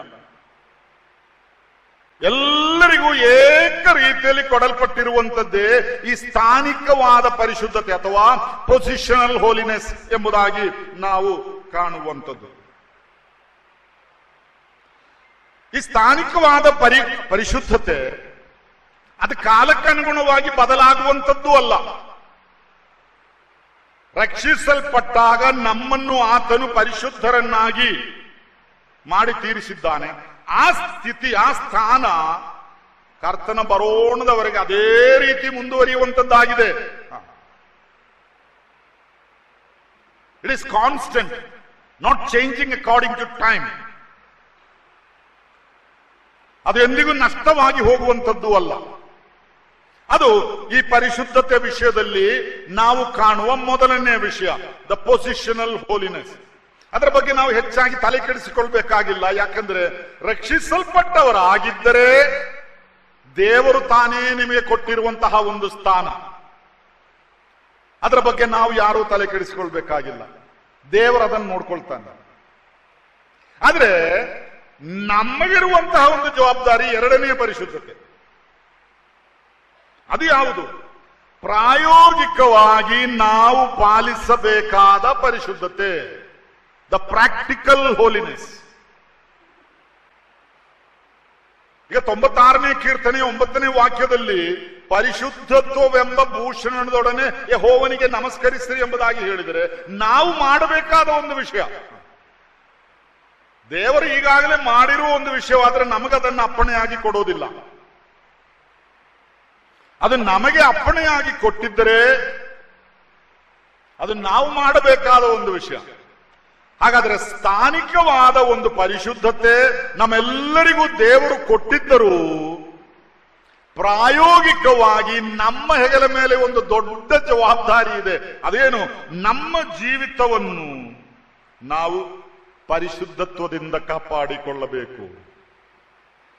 ಅದೇ ನಾವು 1 ಪೇತ್ರ 1:15 ಓದಿದ್ದು. ನಿಮ್ಮನ್ನು ಕರೆದಾತನು ಪರಿಶುದ್ಧನಾಗಿರುವ ಪ್ರಕಾರವೇ ನೀವು ವಿಧೇಯರಿಗೆ ತಕ್ಕಂತೆ ನಿಮ್ಮ ಎಲ್ಲಾ ನಡವಳಿಕೆಯಲ್ಲಿ ಪರಿಶುದ್ಧರಾಗಿರ್ರಿ. ಅಲ್ಲಿಯ ವ್ಯತ್ಯಾಸ ನೋಡ್ರಿ. ಕರೆದಾತನು ಪರಿಶುದ್ಧನಾಗಿರುವ ಪ್ರಕಾರ, ಅವನು ಆಲ್ರೆಡಿ ಪರಿಶುದ್ಧನಾಗಿದ್ದಾನೆ, ಅದರಲ್ಲಿ ವ್ಯತ್ಯಾಸವಿಲ್ಲ. ಆದ್ರೆ ನಾವು ಎಲ್ಲಾ ನಡವಳಿಕೆಯಲ್ಲಿ ಪರಿಶುದ್ಧರಾಗಿರ್ರಿ, ಇದು ಅಪ್ಪಣೆ, ಕಮಾಂಡ್ಮೆಂಟ್. ಅದು ಪ್ರಾಯೋಗಿಕವಾದ ಪರಿಶುದ್ಧತೆ ಬಗ್ಗೆ ಹೇಳಲ್ಪಟ್ಟಿರುವಂತಹ ಒಂದು ಮಾತಾಗಿದೆ. ಈ ಪ್ರಾಯೋಗಿಕ ಪರಿಶುದ್ಧತೆ ನಾವು ನಮ್ಮ ಜೀವಿತದ ಮೂಲಕ ಪಾಲಿಸಿ ಸಂಪಾದಿಸಿಕೊಳ್ಳಬೇಕಾದದ್ದು. ಅದೇ ಡೆಕೋರೇಷನ್ ಎಂಬುದಾಗಿ ನಾನು ಮೊದಲು ಹೇಳಿದ ಮಾತಿನ ಅರ್ಥ. ಬರೇ ಕ್ಯಾಪ್ಟನ್ ಆದದ್ದರಿಂದ ಅದು ಅವನಿಗೆ ಸಿಕ್ಕೋದಿಲ್ಲ. ಅವನು ಯಾವುದಾದರೂ ಒಂದು ನಿರ್ದಿಷ್ಟವಾದ ಕೆಲಸದಲ್ಲಿ ಮಾಡಿ ಸಾಧಿಸಿರ್ಬೇಕು. ಅದರಿಂದ ಮತ್ತೊಮ್ಮೆ ನಾನು ಮಿಲಿಟರಿ ಅವರ ಉದಾಹರಣೆಗೆ ಬರುತ್ತೇನೆ. ಹೆಗಲ ಮೇಲಿರುವಂಥದ್ದು ಅವರ ಸ್ಥಾನಿಕವಾದಂತಹ ಸ್ಥಿತಿ, ಆದರೆ ಎದೆಯ ಮೇಲಿರುವಂಥದ್ದು ಅವರು ಸಂಪಾದಿಸಿಕೊಂಡ ಸ್ಥಿತಿ. ಅದೇ ಬ್ಯೂಟಿ ಆಫ್ ಹೋಲಿನೆಸ್ ಅಥವಾ ಡೆಕೋರೇಷನ್ ಎಂಬ ಪದದ ಅರ್ಥ. ಅಂದ್ರೆ ಇದನ್ನು ನಮ್ಮ ಜೀವಿತದ ಮುಖಾಂತರವಾಗಿ ನಾವು ಸಂಪಾದಿಸಿಕೊಳ್ಳಬೇಕು. ಪ್ರಾಯೋಗಿಕ ಪರಿಶುದ್ಧತೆ ಒಬ್ಬೊಬ್ಬ ವ್ಯಕ್ತಿಗೂ ವ್ಯತ್ಯಾಸವಾಗಿರುತ್ತದೆ. ಸ್ಥಾನಿಕವಾದದ್ದು ಎಲ್ಲರಿಗೂ ಒಂದೇ ಲೆಕ್ಕವಾದರೆ, ಪ್ರಾಯೋಗಿಕವಾದ ಪರಿಶುದ್ಧತೆ ಎಲ್ಲರೂ ಒಂದೇ ಲೆಕ್ಕ ಇರೋದಿಲ್ಲ. ಪ್ರಸಂಗಿ ಆದ್ರಿಂದ ದೊಡ್ಡ ಪರಿಶುದ್ಧತೆ ಏನೂ ಇಲ್ಲ. ನಮಗಿಂತಲೂ ಎಷ್ಟೋ ಪರಿಶುದ್ಧ ಜೀವಿತವನ್ನ ಪ್ರಾಯೋಗಿಕವಾಗಿ ನಡೆಸುವ ಅನೇಕ ವಿಶ್ವಾಸಿಗಳು ನನ್ನ ಮುಂದೆ ಕೂತಿರಬಹುದು. ಅದರಲ್ಲಿ ವ್ಯತ್ಯಾಸವಿದೆ. ನಾವು ಹೇಗೆ ನಮ್ಮ ಜೀವಿತವನ್ನ ನಡೆಸಿಕೊಂಡು ಹೋಗುತ್ತೇವೋ ಅದಕ್ಕನುಗುಣವಾಗಿ ನಡೆಯುವಂತಹ ಒಂದು ವಿಷಯವಾಗಿದೆ. ಈ ಪ್ರಾಯೋಗಿಕವಾದ ಪರಿಶುದ್ಧತೆ ನಮ್ಮ ಜೀವಿತದ ಆಧಾರದಲ್ಲಿ ಏರಿಳಿತ ಉಂಟಾಗುತ್ತದೆ. ಇದು ಕಾನ್ಸ್ಟೆಂಟ್ ಅಲ್ಲ, ಇದರಲ್ಲಿ ಏರಿಳಿತ ಉಂಟಾಗುತ್ತದೆ. ಒಂದು ವೇಳೆ ನಿನ್ನೆ ನಾನು ಇದಕ್ಕಿಂತಲೂ ಹೆಚ್ಚು ಪರಿಶುದ್ಧನಾಗಿದ್ದಿರಬಹುದು, ಆದ್ರೆ ಇವತ್ತು ನಾನು ಅದನ್ನು ಕೆಡಿಸಿಕೊಂಡಿದ್ದೇನೆ. ನಾಳೆ ಒಂದು ವೇಳೆ ಅದನ್ನು ಅರಿಕೆ ಮಾಡಿ ಬಿಟ್ಟು ಮತ್ತಷ್ಟು ಪರಿಶುದ್ಧತೆ ನಾನು ಸಂಪಾದಿಸಿಕೊಂಡಿದ್ದೇನೆ. ಈ ಏರಿಳಿತ ಕೊನೆಯವರೆಗೂ ನಮ್ಮ ಜೀವಿತದಲ್ಲಿ ಉಂಟಾಗುತ್ತಾ ಇರುತ್ತದೆ. ಎಲ್ಲಿಯವರೆಗೆ ಅಂತ ಹೇಳಿದ್ರೆ, ಈ ಪಾಪಮಯವಾದ ಸ್ವಭಾವ, ಹಳೆಯ ಸ್ವಭಾವ ನಮ್ಮೊಳಗೆ ಎಷ್ಟು ಕಾಲ ಇರುತ್ತದೋ ಅಲ್ಲಿಯವರೆಗೂ ಈ ಏರಿಳಿತವು ನಮ್ಮಲ್ಲಿ ಉಂಟಾಗುತ್ತಾ ಇರುತ್ತದೆ. ಅದು ಪ್ರಾಯೋಗಿಕ ಪರಿಶುದ್ಧತೆಯ ವಿಷಯದಲ್ಲಿ. ಆದ್ರಿಂದಲೇ ಪರಿಶುದ್ಧತ್ವ ಎಂಬ ಭೂಷಣದೊಡನೆ ನಮಸ್ಕರಿಸ್ರಿ ಎಂಬುದಾಗಿ ಹೇಳಿದ್ದು. ಈ ಪ್ರಾಯೋಗಿಕ ಪರಿಶುದ್ಧತೆಯ ಮಟ್ಟವನ್ನ ಏರಿಸಿಕೊಂಡು ನಾವು ಕರ್ತನ ಬಳಿಗೆ ಬಂದು ಆತನನ್ನು ಆರಾಧಿಸಬೇಕು, ಅಲ್ಲದೆ ಇದ್ದಂತೆ ಬಂದೆ ಸ್ವಾಮಿ ಎಂಬುದಾಗಿ ಹೇಳಿ. ಎಲ್ಲಿಂದ ಬಂದಿದ್ದಾನ, ಏನ್ ಮಾಡ್ಕೊಂಡು ಬಂದಿದ್ದಾನ, ಭಾನುವಾರ ಬಂದು ರೊಟ್ಟಿ ಮುರ್ಕೊಂಡು ಆದ್ರೆ ಕೆಲಸ ಮುಗೀತು. ಇದು ಬೇಡ, ಇದು ಸರಿ ಅಲ್ಲ.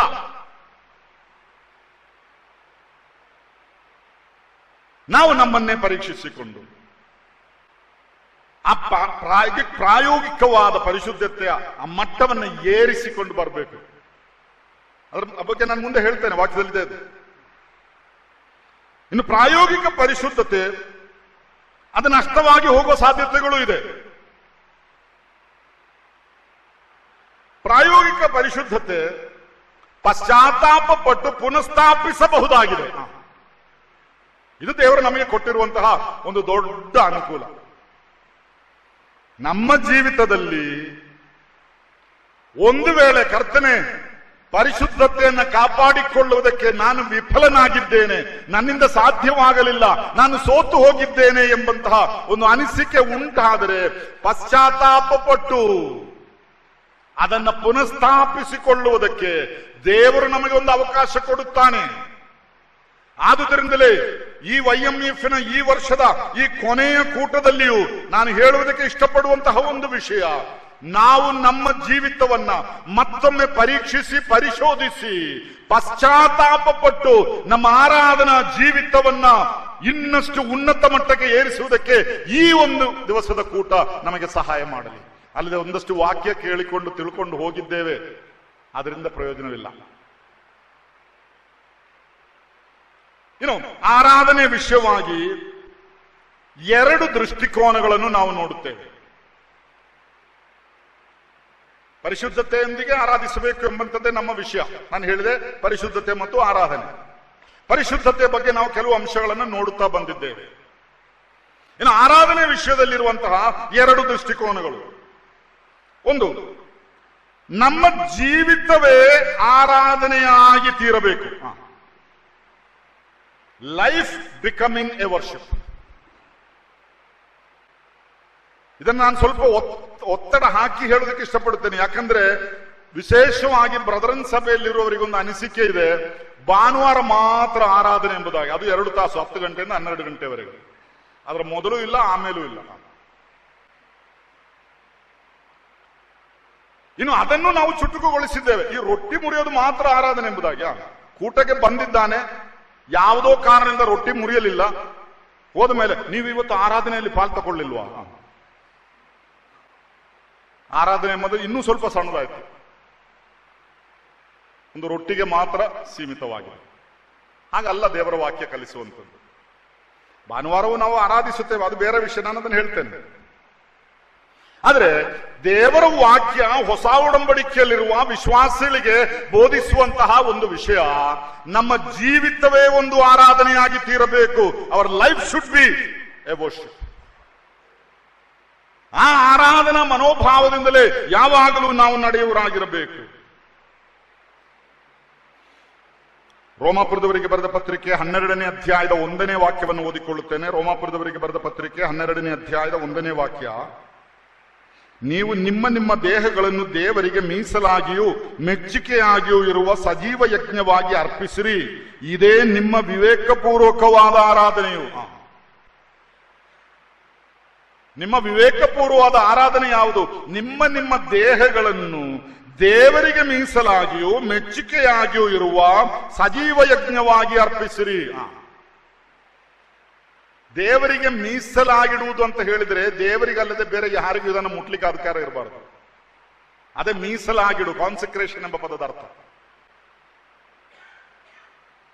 ಈಗ ನಾವೆಲ್ಲ ಮಾಡುವಂಥದ್ದೇನು?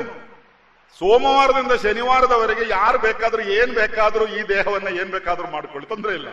ಯಾರು ಮುಟ್ಟಬಹುದು, ಯಾರು ಸವರಬಹುದು, ಏನ್ ಬೇಕಾದ್ರೂ ಮಾಡಬಹುದು. ಭಾನುವಾರ ಮಾತ್ರ ಮುಟ್ಬೇಡ್ರಪ್ಪ. ಆಲಯಕ್ಕೆ ಬರೋ ಮೊದಲು ಸ್ನಾನ ಮಾಡಿ ಒಂದು ಬಟ್ಟೆ ಹಾಕೊಂಡ್ಮೇಲೆ ಯಾರು ಮುಟ್ಟಬಾರ್ದು. ಮುಖದಲ್ಲಿ ನಗುನು ಬರೋದಿಲ್ಲ, ತುಂಬಾ ಸೀರಿಯಸ್. 2 ಗಂಟೆ ಅಲ್ಲ. ವಾಕ್ಯ ಏನ್ ಹೇಳ್ತದೆ? ನಿಮ್ಮ ದೇಹಗಳನ್ನು ಮೀಸಲಾಗಿಯೂ ಮೆಚ್ಚುಗೆಯಾಗಿರುವ ಸಜೀವ ಯಜ್ಞವಾಗಿ, ಅಂದ್ರೆ ಜೀವದಿಂದ ಇರುವಾಗ. ಯಜ್ಞ ಅಂದ್ರೆ ಯಾವಾಗಲೂ ಕಡಿಯುವಂಥದ್ದಲ್ವಾ?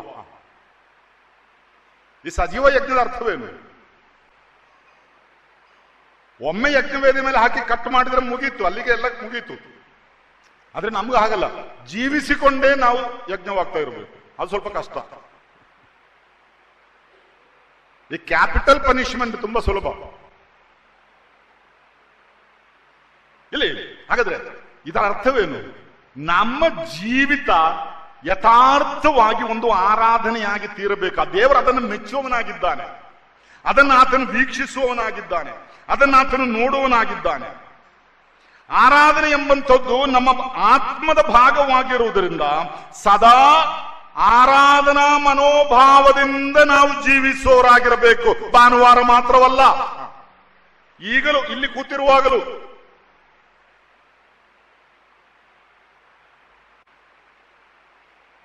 ಅದು ದೇವರಿಗೆ ಮಾತ್ರ ಸಲ್ಲತಕ್ಕಂತಹ ಒಂದು ದೇಹವಾಗಿರಬೇಕು. ಫಿಲಿಪಿಯರಿಗೆ ಬರೆದ ಪತ್ರಿಕೆ 2ನೇ ಅಧ್ಯಾಯದ 17ನೇ ವಾಕ್ಯ ಓದಿಕೊಳ್ಳುತ್ತೇನೆ. ನಿಮ್ಮ ನಂಬಿಕೆ ಎಂಬ ಯಜ್ಞವನ್ನು ದೇವರಿಗೆ ಅರ್ಪಿಸುವ ಸೇವೆಯಲ್ಲಿಯೇ ನಾನೇ ಪಾನದ್ರವ್ಯವಾಗಿ ಅರ್ಪಿತನಾಗಬೇಕಾದರೂ ನನಗೆ ಸಂತೋಷ. ಇಲ್ಲಿ ಪೌಲನು ಹೇಳುವಂಥದ್ದೇನು? ನನ್ನ ಜೀವಿತವನ್ನ ಪಾನದ್ರವ್ಯವಾಗಿ ಅರ್ಪಿಸಿದ್ದೇನೆ. ಅದು ನಮ್ಮ ಜೀವಿತವಾಗಿರಬೇಕು. ಸೊ ಅದು ಮೊದಲನೇ ಅಂಶ. ಏನು? ನಾವು ನಮ್ಮ ಜೀವಿತವನ್ನೇ ಒಂದು ಆರಾಧನೆಯನ್ನಾಗಿ ಕಾಣಬೇಕು. ಆ ಅನುಭವಕ್ಕೆ ವಿಶ್ವಾಸಿಗಳೆಲ್ಲರೂ ಬರಬೇಕು. ಆರಾಧನೆ ಯಾವಾಗಲೂ ದೇವರ ಸನ್ನಿಧಾನದಲ್ಲಿ ಅಲ್ಲ. ಆಫೀಸಿಗೆ ಹೋದಾಗ ಅಲ್ಲಿ ದೇವರಲ್ಲಿದ್ದಾನೆ, ಅಲ್ಲಿ ಬಾಸ್ ಮಾತ್ರ ಇರೋದು. ಶಾಲೆಗೆ ಹೋದ್ರೆ ಅಲ್ಲಿ ದೇವರಲ್ಲಿದ್ದಾನೆ, ಹೆಡ್ ಮಾಸ್ಟರ್ ಮಾತ್ರ ಇರೋದು. ಚರ್ಚಿಗೆ ಬಂದಾಗ ದೇವರಿದ್ದಾನೆ. ಅಲ್ಲ, ನಮ್ಮ ದೇವರು ಯಾರು? ಸರ್ವವ್ಯಾಪಿ. ನಂಬ್ತೇವಲ್ಲ, ಆತನು ಸರ್ವವ್ಯಾಪಿ, ಎಲ್ಲಾ ಕಡೆಯಲ್ಲೂ ಯಾವಾಗಲೂ ಇರುವಂತವನು. ಆದ್ರಿಂದ ನೀವು ಶಾಲೆಯಲ್ಲಿದ್ದರು, ಕಾಲೇಜಿನಲ್ಲಿದ್ದರು, ಕಚೇರಿಯಲ್ಲಿದ್ದರು, ಮಾರ್ಕೆಟ್ ಅಲ್ಲಿದ್ದರು, ಮನೆಯಲ್ಲಿದ್ದರು, ಇನ್ನು ಚರ್ಚಲ್ಲಿದ್ದರು, ಸರ್ವವ್ಯಾಪಿಯಾದ ದೇವರ ಸಾನ್ನಿಧ್ಯ ನಿಮ್ಮ ಜೊತೆಯಲ್ಲಿ ಇದೆ. ಆದ್ರಿಂದ ಇನ್ಸ್ಟೆಂಟ್ ಆಗಿ ನೀವು ಎಲ್ಲಿದ್ದೀರೋ ಅಲ್ಲಿಯೇ ದೇವರಿಗೆ ನಿಮ್ಮ ಹೃದಯದಿಂದ ಒಂದು ಆರಾಧನೆ ಸಲ್ಲಿಸುವುದಕ್ಕೆ ನಮಗೆ ಸಾಧ್ಯವಿದೆ. ಆ ಮನೋಭಾವದಿಂದ ನಾವು ಜೀವಿಸುವರಾಗಿರಬೇಕು. ಇನ್ನು ಎರಡನೇ ಅಂಶ, ನಿರ್ದಿಷ್ಟ ಸಮಯದಲ್ಲಿ ಆರಾಧನೆಗಾಗಿ ಮೀಸಲಿಡುವಂಥದ್ದು. ಇದು ಸ್ವಲ್ಪ ಫಾರ್ಮಲ್ ಆಗಿರುವಂತಹ ಆರಾಧನೆ. ಒಂದು ಜೀವಿತ, ನಾವು ಯಾವಾಗಲೂ ಆರಾಧನಾ ಮನೋಭಾವದಿಂದ ಜೀವಿಸುವಂಥದ್ದು. ಇನ್ನೊಂದು, ಆರಾಧನೆಗೋಸ್ಕರ ಒಂದು ನಿರ್ದಿಷ್ಟವಾದ ಸಮಯ ಕಂಡುಕೊಂಡು, ಅದು ವೈಯಕ್ತಿಕವಾಗಿ ಆಗಿರಬಹುದು. ಸ್ವಲ್ಪ ಹೊತ್ತು ನನ್ನ ಕೋಣೆಯೊಳಗೆ ಹೋಗಿ ಬಾಗಿಲು ಮುಚ್ಚಿಕೊಂಡು ನಾನು ದೇವರೊಂದಿಗೆ ನನ್ನಷ್ಟಕ್ಕೆ ಕಳೀತೇನೆ, ಯಾವ ತಪ್ಪು ಇಲ್ಲ, ಎಲ್ಲರೂ ಮಾಡಬೇಕು.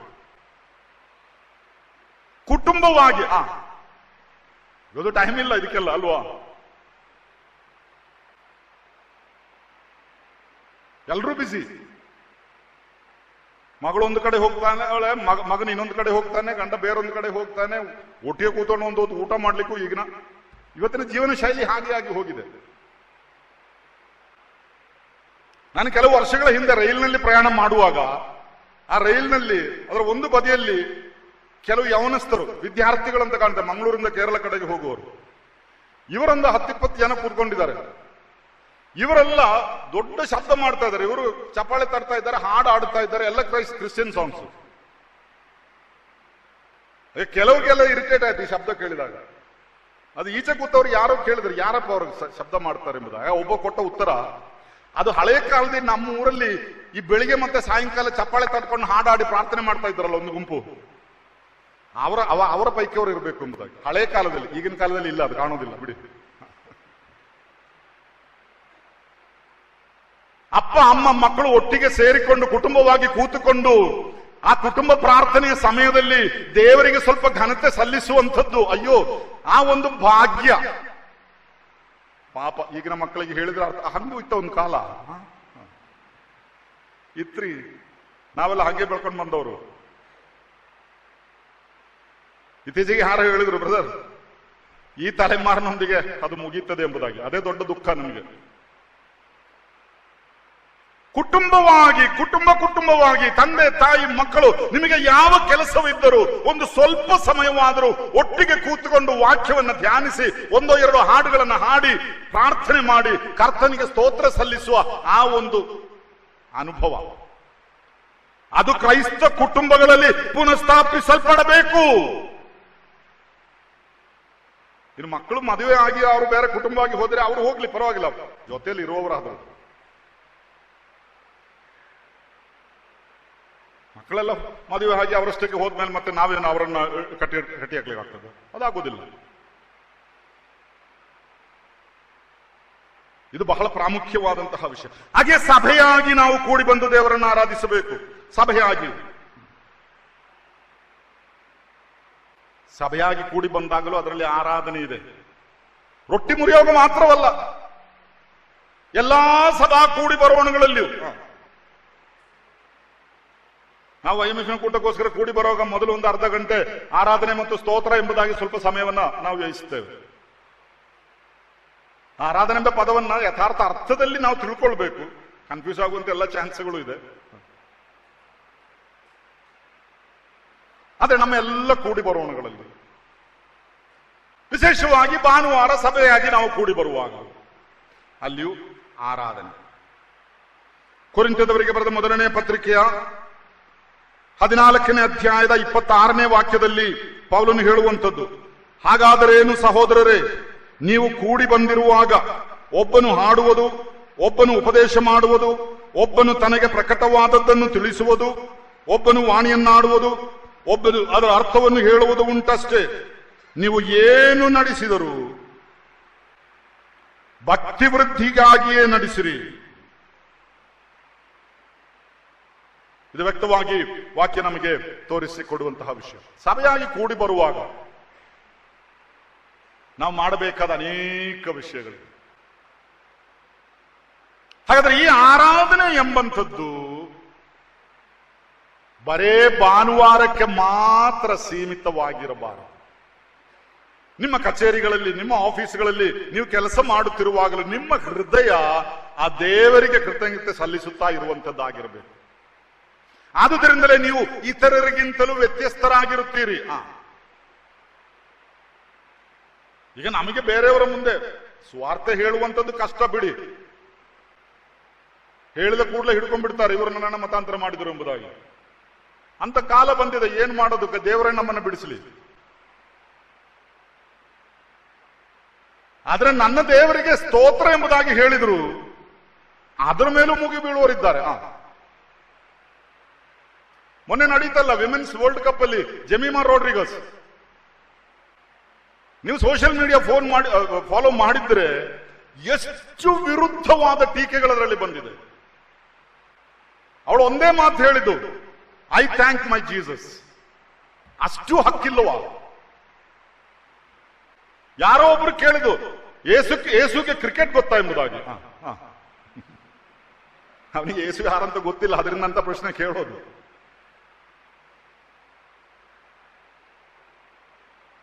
ನಾನು ಹೇಳುವಂಥದ್ದು, ಆ ಧೈರ್ಯ ಆ ಹೆಣ್ಮಗಳಿಗಿತ್ತು. ಅದು ತುಂಬಾ ವೈರಲ್ ಆಗಿದೆ, ಎಲ್ರಿಗೂ ಗೊತ್ತು. ನಾನು ಹೇಳುವಂಥದ್ದು, ಆದಷ್ಟು ಕರ್ತನಿಗೆ ಎಲ್ಲಿ ಸ್ತೋತ್ರ ಘನತೆ ಸಲ್ಲಿಸಲಿಕ್ಕಾಗ್ತದೆ ಅಷ್ಟು ನಾವು ಆತನಿಗೆ ಘನತೆ ಸಲ್ಲಿಸುವರಾಗಿರಬೇಕು.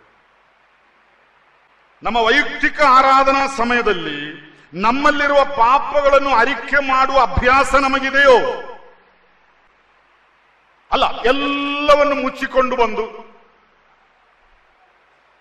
ಪಾಪ ಎಲ್ಲ ಇದೆ ಅದೆಲ್ಲ ಬದಿಗೆ ಸ್ವಲ್ಪ ಹೊತ್ತಿಗೆ ಪ್ಯಾಕ್ ಮಾಡಿ ಬದಿಗಿಟ್ಟು 1-2 ತಾಸು ಆರಾಧನೆ ಮುಗಿದ ಮೇಲೆ ಪುನಃ ಪೆಟ್ಟಿಗೆ ತಗೊಂಡು ಹೊರಗೆ ಬರ್ತೇವೆ. ಅದಲ್ಲ, ಈ ಪರಿಶುದ್ಧವಾದ ಆರಾಧನೆ ನಾವು ಮಾಡಬೇಕಾದ್ರೆ ಆರಾಧನೆಗೋಸ್ಕರ ನಾವು ಕರ್ತನ ಮುಂದೆ ಮೊಣಕಾಲೂರುವಾಗಲಾಗಲಿ ಅಥವಾ ಆತನ ಮುಂದೆ ಕೂರುವಾಗ ಆಗಲಿ ಮೊದಲು ನನ್ನನ್ನು ಒಮ್ಮೆ ಶೋಧಿಸಿ ನನ್ನಲ್ಲಿರುವ ಪಾಪಗಳನ್ನು ನಾನು ಒಪ್ಪಿಕೊಂಡು ಅರಿಕೆ ಮಾಡಿ ಬಿಟ್ಟು ಬಿಡಬೇಕು. ಇದು ಬಹಳ ಪ್ರಾಮುಖ್ಯವಾದ ಒಂದು ವಿಷಯ. ನನ್ನನ್ನೇ ನಾನು ಶೋಧಿಸುವಂಥದ್ದು. ಇಲ್ಲದಿದ್ದರೆ ಆರಾಧಿಸುತ್ತೇವೆ ಎಂಬುದಾಗಿ ಹೇಳುತ್ತೇವೆ, ಆದರೆ ಪರಿಶುದ್ಧತ್ವ ಎಂಬ ಭೂಷಣ ಅಲ್ಲಿ ಉಂಟಾಗೋದಿಲ್ಲ.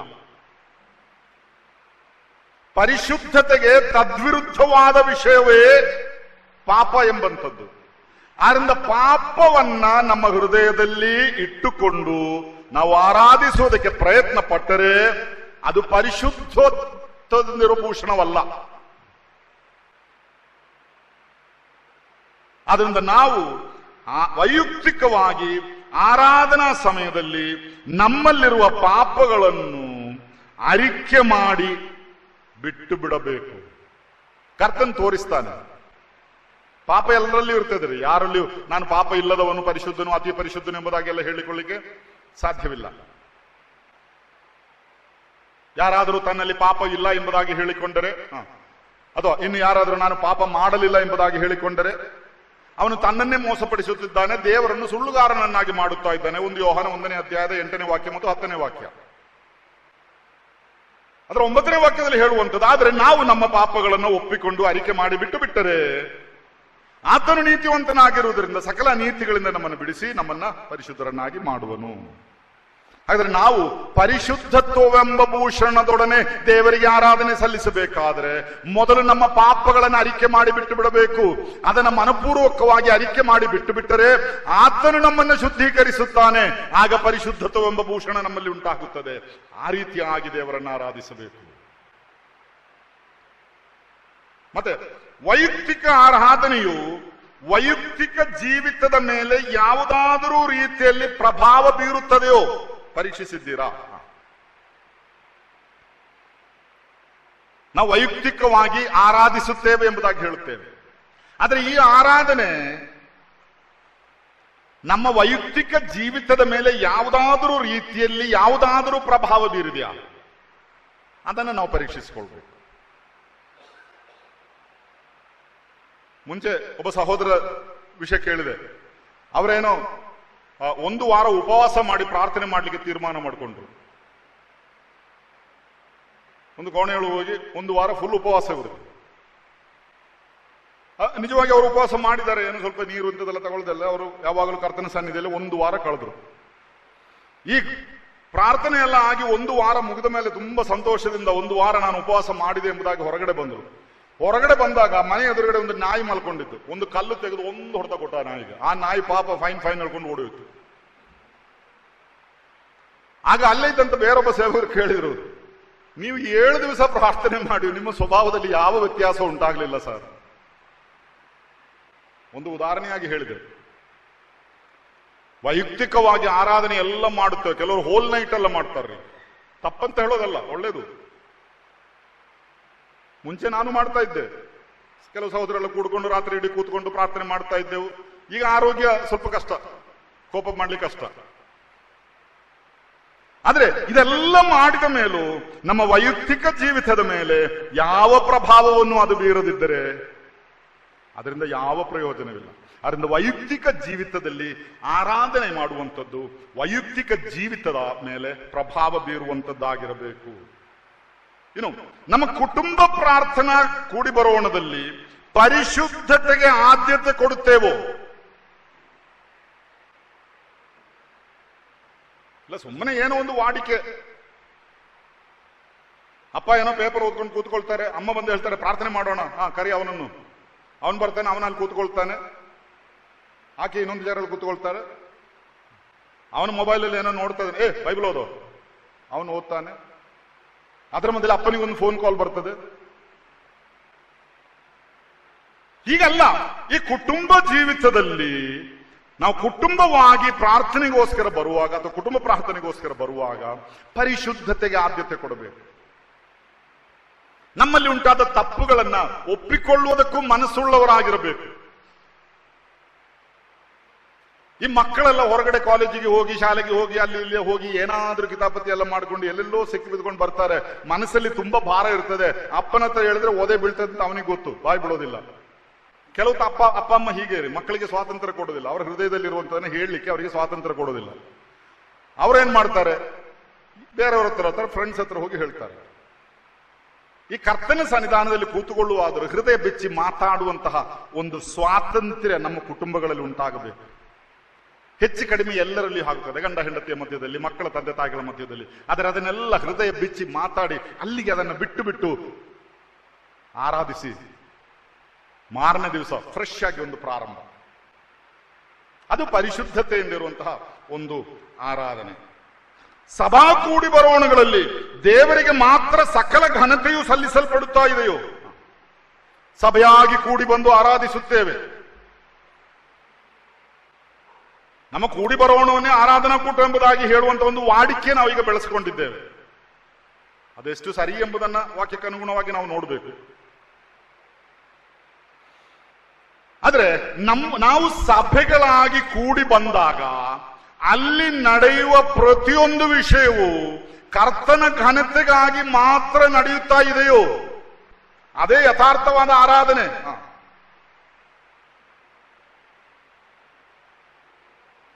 ಎಷ್ಟು ಜನರು ನನಗೆ ಸಿಕ್ಕಬೇಕಾದ ಗೌರವ ನನಗೆ ಸಿಕ್ಕಲಿಲ್ಲ,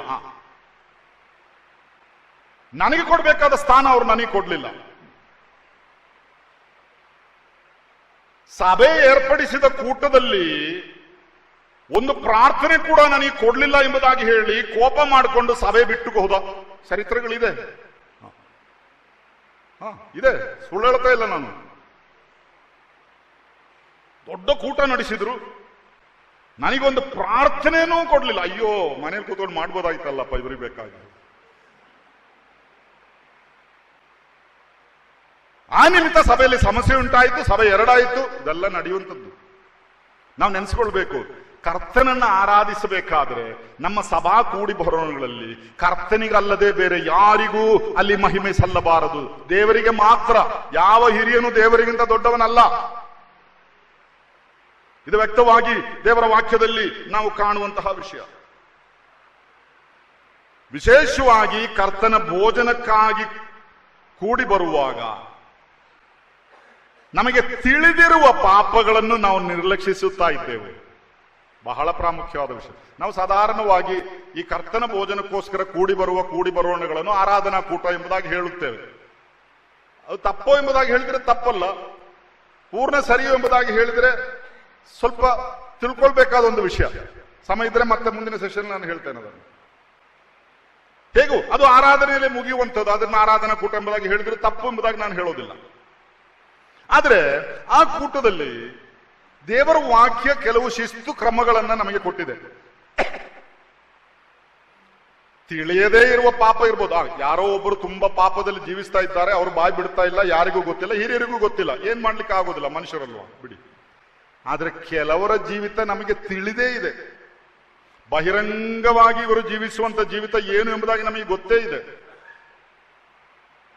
ಆದರೂ ಅದರ ಬಗ್ಗೆ ಒಂದು ಮಾತಾಡೋದಿಲ್ಲ ಸಭಾ ಹಿರಿಯರು.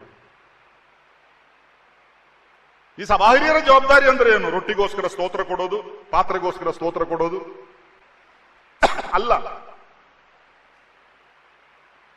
ಈ ಸಭೆಯಲ್ಲಿ ಈ ರೊಟ್ಟಿಯಿಂದ ಪಾಲು ತೆಗೆದುಕೊಳ್ಳುವವರೆಲ್ಲರೂ ಅವರ ಜೀವಿತದಲ್ಲಿ ಪ್ರಾಯೋಗಿಕ ಪರಿಶುದ್ಧತೆಗೆ ಅನುಸಾರವಾಗಿ ನಡೆಯುತ್ತಿದ್ದಾರೆ ಎಂಬುದನ್ನು ಖಚಿತಪಡಿಸಿಕೊಳ್ಳಬೇಕಾದದ್ದು ಅವರ ಜವಾಬ್ದಾರಿ.